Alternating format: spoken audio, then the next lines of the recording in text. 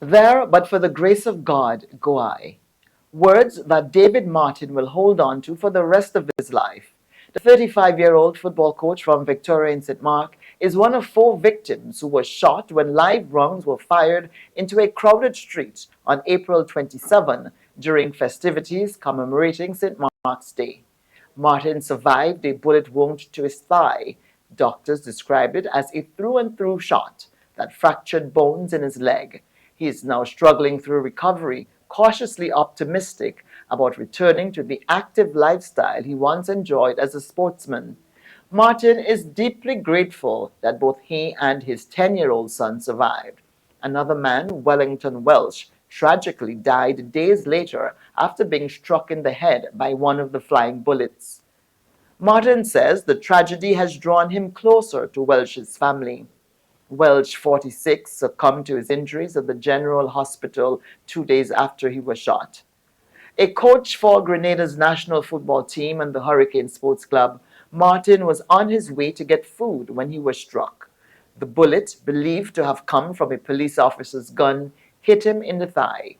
His son, who was with him at the time, suffered scrapes and bruises.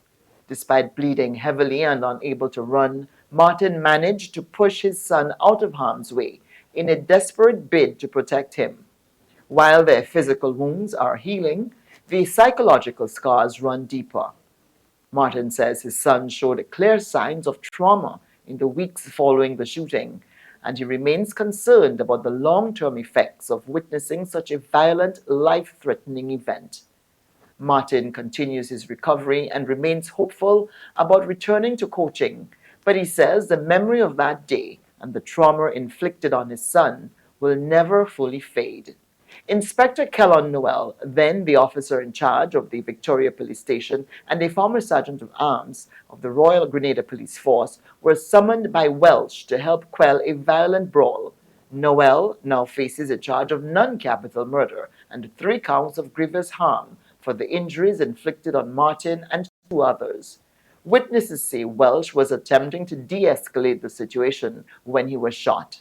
Martin and his son, who were at least 60 meters away, were nevertheless caught in the chaos as live rounds were discharged. Despite being wounded, Martin harbors no resentment towards the man accused of shooting him. Instead, he and Welsh's family have united in a call for justice. The incident has left the community grappling with painful questions. Why was security so lax at a festival that has grown increasingly violent in recent years? Why was there no emergency medical team on standby? Why was only one officer dispatched to respond to a brawl in such a volatile setting? And perhaps most pressing of all, who will be held accountable for the death of Wellington Welsh, a man acting as a peacemaker? My full interview with David Martin comes up next.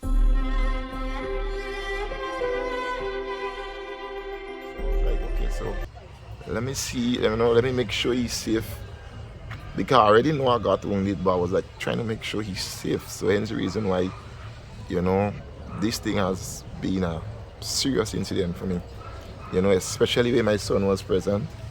He's only 10.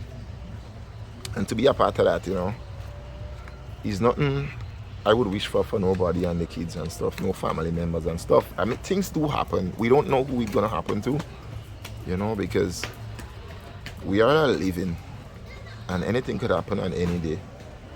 But sometimes we say, oh, we shouldn't be a part of certain things. We shouldn't be there. Sometimes you don't even have to be there. You don't even have to be in the particular space to be affected with something and so forth. So all I'm saying is that we as a country, as a nation, that sometimes we could be lucky, sometimes we could be unfortunate, but when it happens, I don't want to be the set of people who are trying to say too much and trying to fix too much. Let's just try to rectify it in the right way. Let's just watch our families and not the far and the against, because at the end of the day, nobody can bring back life to Wello. Nobody can get the 3 victims back up and running. Look, myself and the other 2 victims, we are home. you know, and then there's this back and forth and this big kind which I hate, and everybody had a for and against, you know. As we say, we just need justice. Like, I just think this thing is not even about criticizing the police force or whatsoever, you know, because there's a lot of police that do good job and do great job, and there's times when, you know, there is negligency, you know, there is lack of judgment, you know. We are not gonna sit here and pretend, and you know, it's not only with the police, you know, it happen with anybody, any individual. Negligency, lack of judgment, you know, experience, all those things comes to mind. Where you make decision, like me as a coach, like, you know, sometimes I make wrong decisions, you know, and I have to pay for the consequences. Like, I probably lost a game because of a bad decision, you know.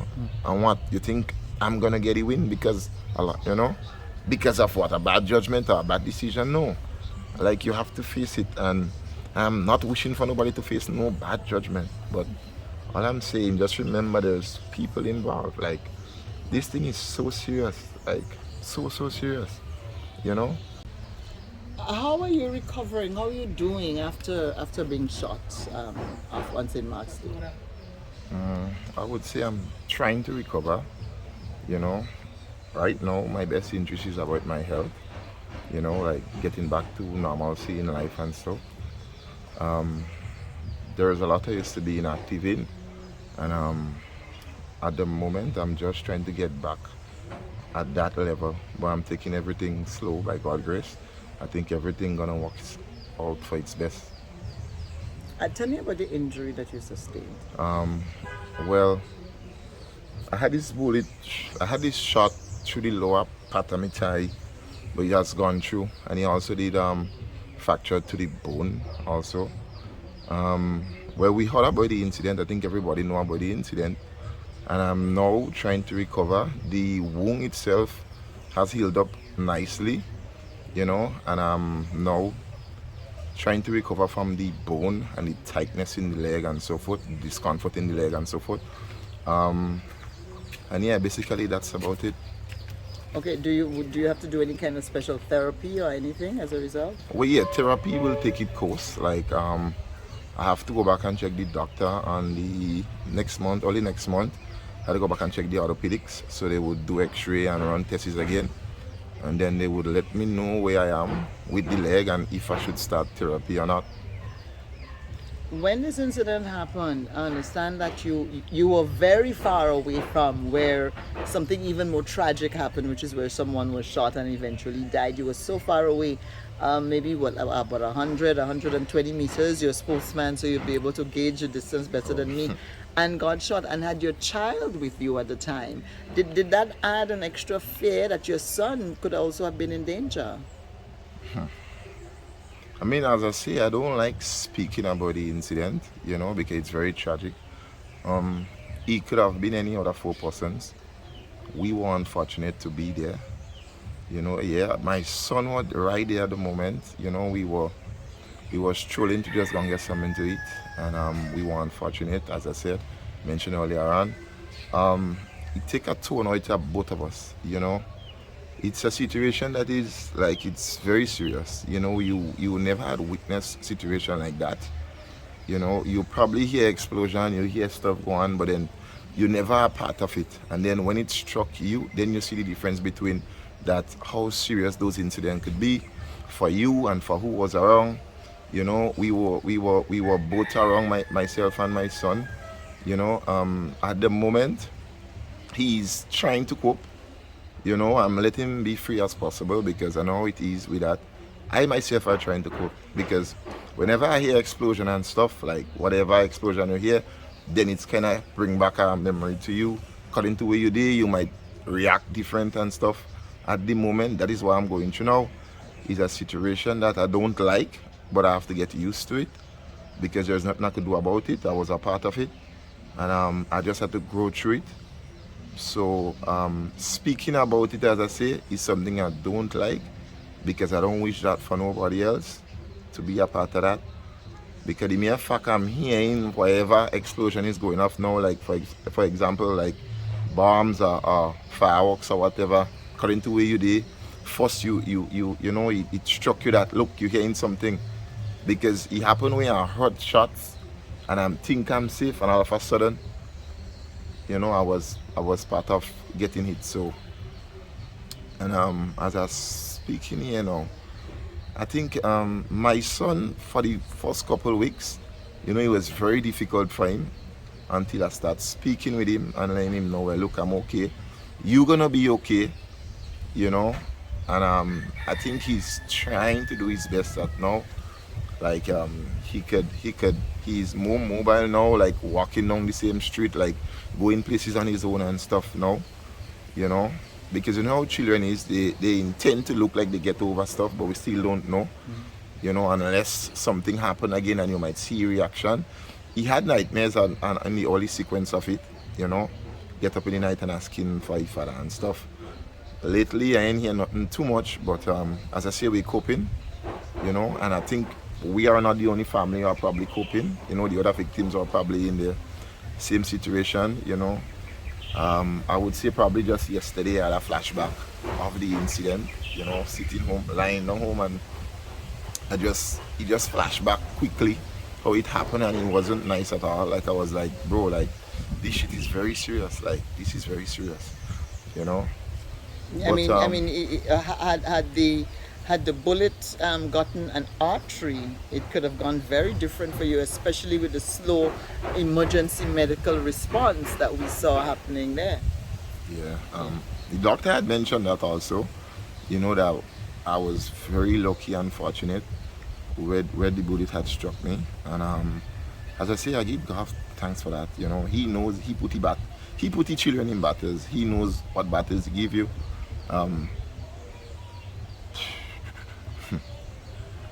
As I say, I don't, I the one who loves speaking, but this situation is not what I like speaking about, because probably with time over, I would be doing a better job. In speaking about it, because I don't like it. You weren't a part of something, or you not near to something, and you end up being a victim out of it. It's kind of tough. But as I say, it's a process. I'm healing with time. My main focus now is on healing and getting back to normalcy, because I love the sporting activity and I have my work also, which I need to get back into. So with God's grace, hopefully everything will be back in track for me. I mean, you're a coach. I was told that you're a coach. Yeah, I do coaching. So, but from what the doctors said, would your injuries eventually heal up well enough that you can go back into sports at an optimal level? Well, he was saying, based on assessment with what he saw earlier on, that since the bone get back into, it heal back properly, the muscles heal back properly, then most likely I would be able to get back to normalcy. But he didn't rule out, like, little discomfort and pain and so forth, like how normal I'm gonna be. Probably I would be able to walk and probably jog and stuff, but I don't know. But I would work kind of hard enough to get back into my normalcy, because I know what I like doing, and my work, my job, whatever I love doing, it takes a lot out of me physically. So if ever I want to be good in it, I think I need to be back up. And I have a strong mind, so I probably would be working hard on the therapy. I would also doing therapy on my own, like probably doing some sea baths and stuff, what could help you to get back into normalcy and stuff. And I think with time, as I say, because God work on time, I think everything could be back. Maybe sure, I ain't too sure. I don't want to say too much, because I could be thinking I would probably be back good, and then I never back to my normal life again. But that is quite possible. Yeah, but I'm wishing for the best for me, because I somebody that I think, if ever I want to do what I have to do, and whatever I love doing, that I need to be in physically proper shape. My legs should be in proper shape and stuff. And if ever it happens like that, then I'm good. If it's not, then I have to work with it. I don't want to elaborate on something and focus on something that, you're not back to normalcy. I hope I could just get back into doing what I love. That's all. What about psychological therapy, especially like for both you and your son, having, you face the possibility of death. Your son could have also been shot.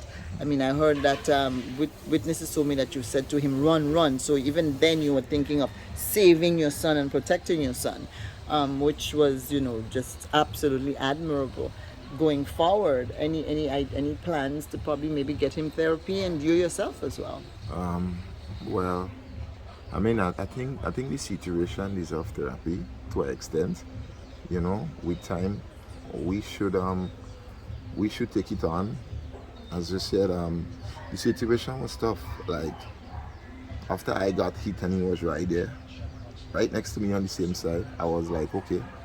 So like, look, I got hit and then you hear shots fired. So I was like really trying to focus on him. Like even in the hospital, I was still focusing on him because to me, it's like he was right there in the situation. And I think this situation wasn't easy enough for him. Because after I saw him and he showed me the bruises and stuff, I said, don't worry, as long as you is alive, that is what important.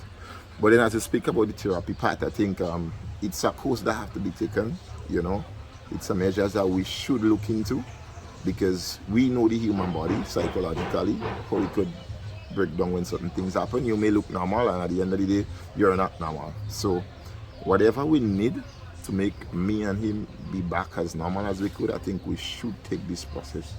We should take these measures and don't look at it like, oh, it's just a one-off thing, because at the end of the day, he's young, he have a life to live.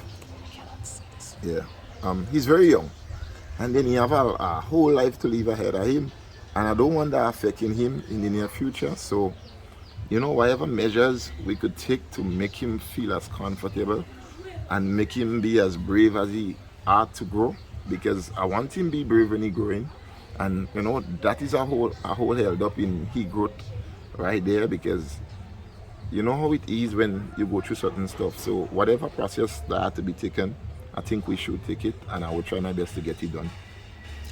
Have you spoken to the family of Wello though, as well? Have you had a chance to even just talk to them as a fellow victim? Yeah, they had visit me. Yeah, they had visit me once, and then I saw them a couple of times. We did spoke. I did share my condolences and my sympathy towards their family and so forth, and they even show some empathy towards my situation, and they felt my pain. I felt their pain, and we converse as not even friends, as probably closer family members as the situation happened between us both. We are on a recovery stage. He family also me.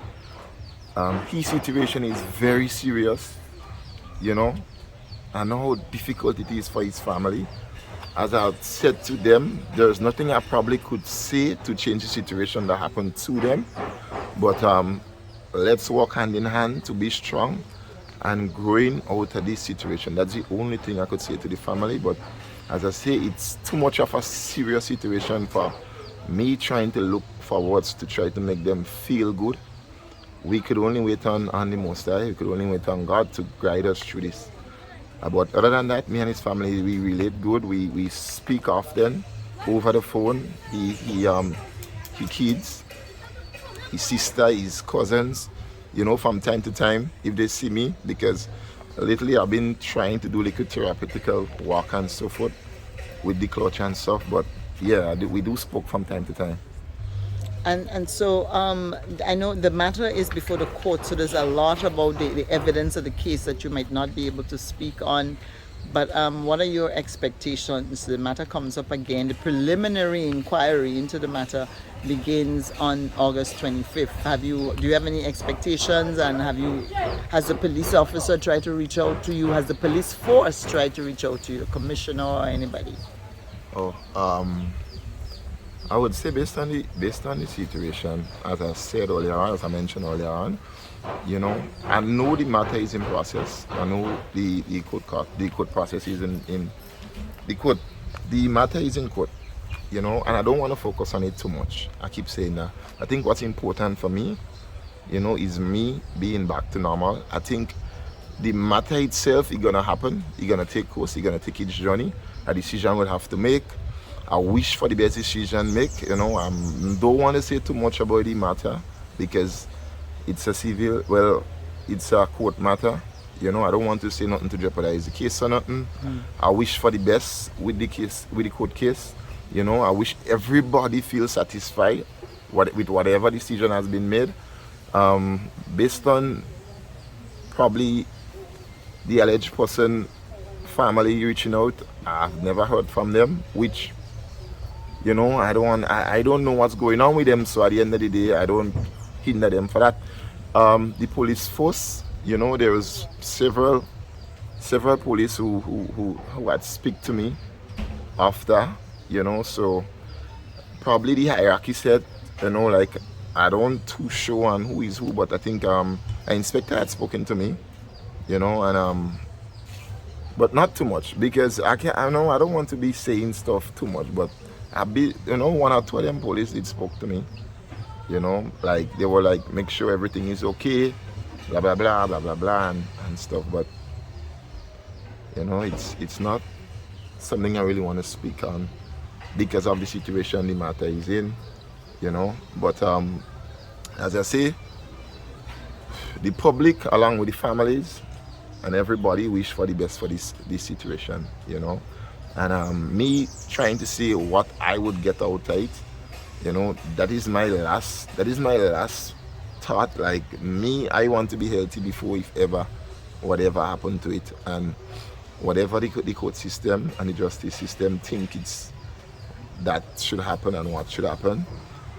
I think that what should happen. If we're not satisfied, then families could take on their own and do whatever, you know, because I think we have to watch the situation as more than just like, you know, a few victims, a few persons get injured and so forth. This is a very serious incident, you know. It could have been anybody else. I mean, yes, we all are law-abiding citizens, and you know, and we have to abide with the law and stuff. But then, this situation, let's just hope for the best. Probably I should say, and don't say too much.